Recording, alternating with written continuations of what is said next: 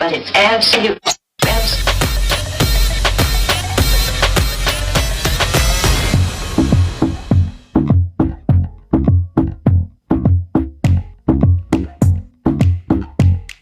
Papua, kembali saya Arham Licin hadir hari ini di episode dengan tema Togel Marak Masyarakat PBD Resah, Akademisi Angkat Bicara. Hari ini saya sudah bersama dengan Dr. Benedictus Jombang, SH, MH, CLA, CPDC, MMF, CPLE, yang akrab juga disapa Bang Beni, praktisi hukum dan advokasi kebijakan publik di Provinsi Papua Barat Daya. Saat ini kami ada di salah satu tempat dan hari ini kita akan membahas soal maraknya togel di Provinsi Papua Barat Daya. Nah, selamat datang Bang Beni di podcast Sapa Papua.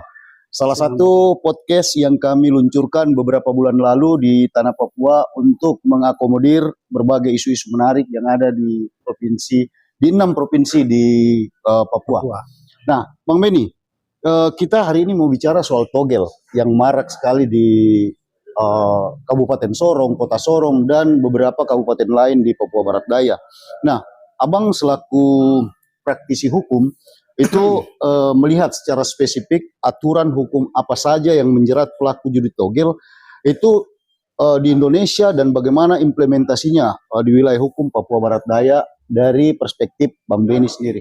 Silakan Bang. Baik, terima kasih. Masalah judi togel di Papua Barat Daya ini memang akhir ini sangat marak ya.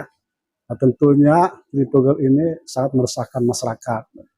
Saya berpikir judi togel ini tidak hanya di Papua Barat Daya, di beberapa wilayah, tapi mungkin ada juga di tempat lain. Baik. Nah, tentunya ini sangat melanggar ya norma hukum dan aturan pasal-pasal dalam Kitab Undang-Undang Hukum Pidana nomor 1 tahun 2003 itu jelas bahwa pasal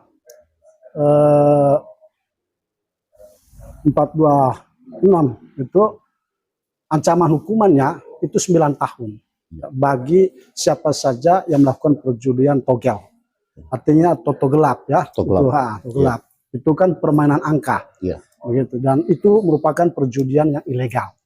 Begitu. Nah, ancaman hukumannya itu 9 tahun ketika ada yang melakukan perbuatan judi togel dan denda di kategori 6. Nah, kategori 6 itu dendanya 2 miliar. 2 miliar. Ya. Nah, jadi harapan saya perjudian togel ini ya segera hentikanlah di beberapa wilayah di Provinsi Papua Barat Daya ini. Papua Barat Daya.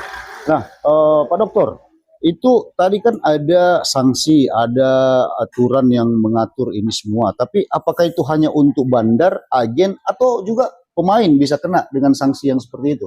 Atau ada aturan lain yang mengatur itu? Jadi memang di dalam Kitab Undang-Undang Hukum Pidana nomor 1 tahun 2003 yang berlaku kemarin tanggal 2 Februari 2 Januari 2026 ini, jadi situ jelas mengaturnya ya.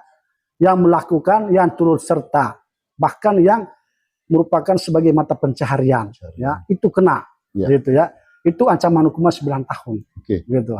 Tentunya yang besar itu adalah sebagai bandar, ya ancaman hukumannya. Nah, yang turut serta itu mereka yang menjual togel tadi, ya dari masyarakat ke masyarakat. Karena perjudian togel ini saat ini sudah meresahkan masyarakat, meresahkan masyarakat dan menjadi konflik sosial di masyarakat, penyakit masyarakat lah begitu. Jadi masyarakat. Memang ini harus diberantas. Nah, dan ini butuh waktu untuk kita segera laksanakan ini. Dan butuh peran semua pihak. Harus. Jadi yang berperan itu pertama itu dari pihak aparat penegak hukum, yaitu kepolisian. Yang kedua ya pemerintah, mulai dari gubernur, wali kota dan bupati, termasuk perangkat di bawahnya sampai distrik dan kepala kampung. Nah, itu harus berperan semua. Untuk menentas penyakit ini, masyarakat ini. Baik. Gitu. Nah, Pak Dokter, ada persepsi di tengah masyarakat nih bahwa judi togel itu sulit diberantas karena ada dugaan backup atau perlindungan dari oknum tertentu. Nah, bagaimana sudut pandang hukum Pak Dokter melihat ini? Justru itulah. Jadi di Indonesia saat ini memang sebetulnya tidak sulit ya kalau menurut Ya. saya ya.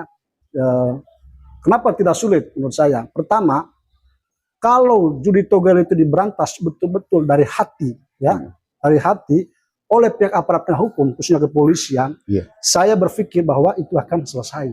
Iya. Gitu. Namun kenyataannya toh masih berjalan. Artinya Ada apa ini? Artinya penegakan hukum ini lemah atau sengaja memang tidak diberantas betul-betul nih secara serius? Jadi kan menurut saya pemberantasannya sudah bagus, tapi tidak maksimal. Tidak Tidak maksimal. maksimal. Karena tadi ya mungkin seperti apa yang disampaikan itu bahwa ada backingan. Ada Bisa backingan. jadi Ya. mungkin ada Diduga ada aparat diduga ada aparat backing atau petinggi-petinggi. petinggi-petinggi atau orang yang punya kepentingan lebih besar sehingga Oke. mendapat keuntungan dari perjudian togel itu. Baik. Namun mereka tidak menyadari bahwa apa yang mereka lakukan itu sangat merugikan masyarakat. Sangat Ya, merugikan bukan masyarakat. hanya di Papua, tapi di Ya. seluruh Indonesia. Seluruh Indonesia. Begitu. Karena Nah, ini isu nasional sebenarnya ya. nah, ini contoh, sambil contoh, Bang ya. Kami di NTT Iya. itu kan banyak petani. Iya. Gara-gara judi togel, orang bawa buku dan pena, bawa di pematang sawah, di tengah-tengah sawah. Di tengah sawah. Gitu. Jadi dia tidak bekerja sawah, tapi dia mimpi, Rumus mimpi. rumus, dia cakar sampai mimpi yang harusnya diprediksi buruk, Iya. dorong masuk ke angka togel. Angka Jadi togel begitu. sampai sebegitunya ya. Sebegitunya, Iya. begitu. Ini ada yang menarik dari investigasi kecil-kecilan yang kami lakukan di tengah masyarakat. Ternyata judi togel ini memicu tindak kriminalitas lain. Ya. Nah, seperti pencurian, KDRT, penipuan dan segala macamnya. Nah, Anda melihat dari perspektif hukum seperti ini, apakah ini memang betul-betul terjadi? Ada tindak kriminalitas lain akibat atau dampak dari judi togel ini?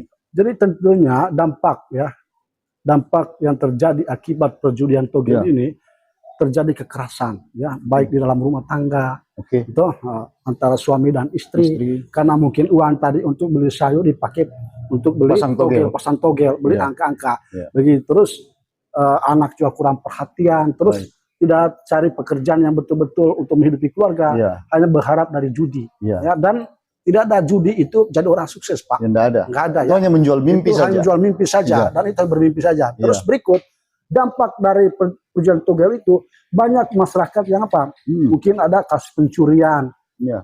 begal, Ya. terus penipuan, ya, segala macam jenis lah. Karena tadi bagaimana cara dia untuk beli togel, Di togel. uang dari mana? Ya terpaksa mungkin dia mencuri atau apa begitu. Dan itu yang terjadi. Yang saya lihat akhir-akhir ini bahwa perjudian togel ini memang sudah harus diberantas dari akar-akarnya, ya, sampai akar-akarnya, begitu. Nah, berarti ada dampak ekonomi jangka panjang bagi mereka yang kecanduan dengan togel ini, Pak Dokter ya? Oh, sudah pasti. Perekonomian mereka akan berdampak. Karena tadi mereka melakukan perjudian ilegal. Ini kan ilegal, Pak. Iya. Ya, begitu. Dan ini bikin kecanduan. Oh, sudah pasti. Iya. Dan ya ini contoh di tengah masyarakat ini banyak kecanduan togel. Begitu. Kadang-kadang mereka mimpi apa ini ya? Kira-kira angka berapa, 4321 berapa gitu. Karena tadi mereka menghayal, ini kan apa? Membuat menghayal mimpi. Jadi saya pasang 4 angka saya dapat sekian puluh juta. Gitu. Kalau berkali-kali saja sudah habis berapa juga uang. Belum tentu kalau dapat. Gitu kan. Mana ada bandar kalah. Namanya judi togel tidak ada, pasti menang terus ya. Baik. Nah, kalau menurut Pak Dr. Bedi nih, selain tindakan represif, penangkapan yang dilakukan aparat penegak hukum dalam hal ini kepolisian, langkah preventif apa yang bisa dilakukan pemerintah daerah dan tokoh masyarakat dari sisi edukasi hukum? Baik. Jadi disinilah ya kita sebagai masyarakat juga merasa terpanggil. Khususnya pemerintah juga mereka harus ada edukasi ya terhadap masyarakat. Tapi harus ada beri penyuluhan dan sosialisasi bahwa dampak buruk dari perjudian togel ini memang sangat tidak bagus. Luar biasa besar. Jadi inilah peran serta dari pertama pemerintah, gubernur, wali kota, bupati, tokoh pemuda, tokoh agama, tokoh masyarakat, tokoh adat, begitu ya, para praktisi hukum, terus akademisi, jadi pihak kampus, jadi semua kita ambil peran sehingga perjudian togel ini segera dihentikan di Provinsi Papua Barat Daya ini. Begitu. Itu harapan saya. Harapan Pak. Ya, jadi terus ada lagi nih, apakah diperlukan regulasi khusus seperti peraturan daerah atau Perda yang lebih spesifik untuk memperkuat pemberantasan judi togel di Papua Barat Daya? saya pikir itu ide bagus ya, Iya. Perda itu, apalagi dimuat dalam peraturan daerah khusus Papua kan, Papua. kan norma umum kan ada, Ya. KUHP, gitu KUHP. kan, baru turun ke Perdasus. Dan itu tugasnya DPR. Ya, DPR juga harus ambil bagian. Iya. Ya, DPR apa ini, baik provinsi maupun kota kabupaten, untuk mereka bikin perda sehingga perda itu berlaku bagi masyarakat yang mendiami di bumi Papua Barat Daya ini. Dan mereka harus patuh dan taat itu, begitu. Pak Dokter mau mendorong itu, meminta pihak anggota legislatif untuk membuat perda secepat mungkin dalam rangka penuntasan persoalan ini. Saya berharap demikian, ya gitu. Kalaupun mereka minta untuk saya buatkan perda, saya siap. Kajian akademisinya saya siap. Sisi hukum, literatur apa semua untuk membackup DPRK Papua Barat Daya dengan kota kabupaten, saya siap untuk dia punya materinya. Baik. Gitu. Baik, Pak Dokter, mungkin kita sudah sampai di ujung nih. Nah, apa pesan hukum Pak Dokter nih bagi masyarakat yang masih menganggap judi togel ini sebagai cara instan mencari uang dan cepat kaya nih katanya? Jadi pesan saya kepada seluruh masyarakat ya di Provinsi Papua Barat Daya dan Papua keseluruhan, bahkan Indonesia, ya, agar henti bermain togel. Ya, pertama, judi togel melanggar norma hukum dengan undang-undang. Ya, tadi saya jelaskan melanggar pasal 426 ya terkait perjudian. Ya itu. Jadi di situ jelas bahwa ancaman hukuman adalah 9 tahun atau denda dengan kategori 6. Gitu. Oleh karena itu harapan saya sebagai praktisi hukum, saya minta pada warga masyarakat untuk hentikan perjudian togel itu karena gak ada manfaatnya. Gitu.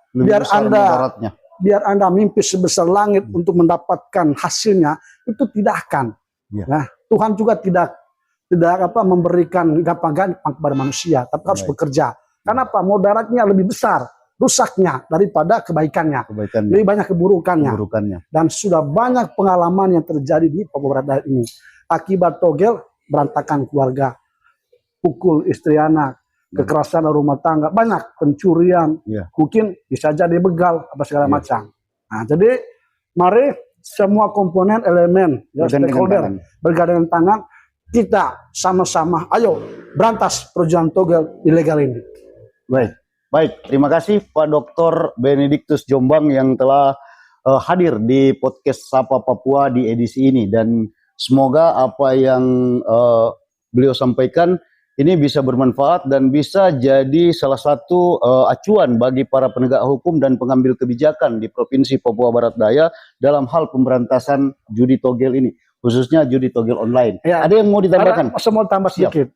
Pertama, peran yang paling besar adalah kepolisian Republik Indonesia, terutama Polda, terus Polresta dengan Polres di Papua Barat Daya ini. Jadi mereka berperan, berperan karena mereka dalam undang-undang kan sangat diberi kewenangan besar penuh untuk melakukan pemberantasan ini. Nah, gitu. Jadi saya harap Kapolda, Kapolresta, terus Kapolres di beberapa wilayah di barat ini harus mengambil tindakan tegas begitu, supaya perjudian togel bisa dihentikan. Karena ini berlarut-larut, Pak. Ini sudah cukup lama, dan saya minta tangkap bandarnya.